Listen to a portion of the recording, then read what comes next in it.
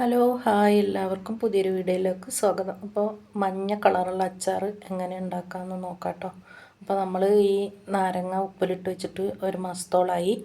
അപ്പോൾ നല്ല ഉപ്പൊക്കെ പിടിച്ച് നാരങ്ങ നല്ല അലിഞ്ഞ് വന്നിട്ടുണ്ട് കേട്ടോ. അപ്പോൾ നമുക്ക് അച്ചാർ ഉണ്ടാക്കാം.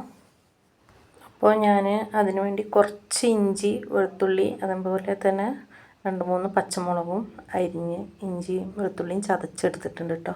ഉലുവയും കടുകും പൊടിച്ചിട്ടല്ല ഇടുന്നത്, അങ്ങനെ എണ്ണയിലോട്ട് ഇടുകയാണ്.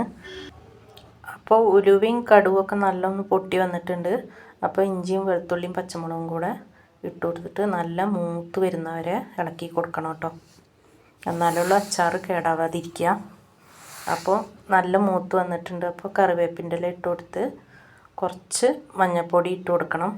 ഇതിൽ വേറെ മുളക് പൊടി ഒന്നും ഇടുന്നില്ല കേട്ടോ.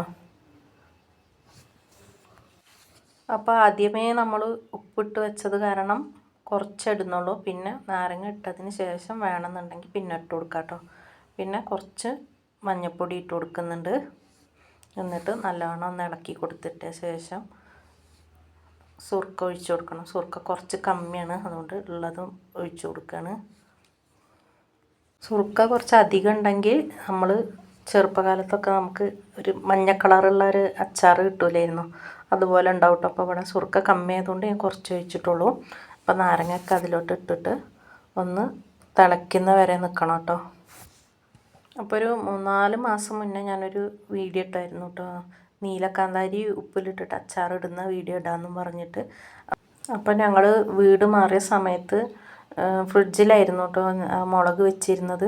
പിന്നെ ഫ്രിഡ്ജൊക്കെ ഓഫാക്കി വെച്ചിരിക്കല്ലേ. അപ്പോൾ ഞങ്ങൾ വീട്ടിൽ നിന്ന് ഇങ്ങോട്ട് വരുന്ന സമയത്ത് ഞങ്ങൾ വീടിൻ്റെ അടുത്തുള്ള ചേച്ചിക്ക് അങ്ങനെ മുളക് കൊടുത്തു കേട്ടോ. അതാണ് മുളകിൻ്റെ അച്ചാർ വീഡിയോ ഇടാതിരുന്നത് കേട്ടോ.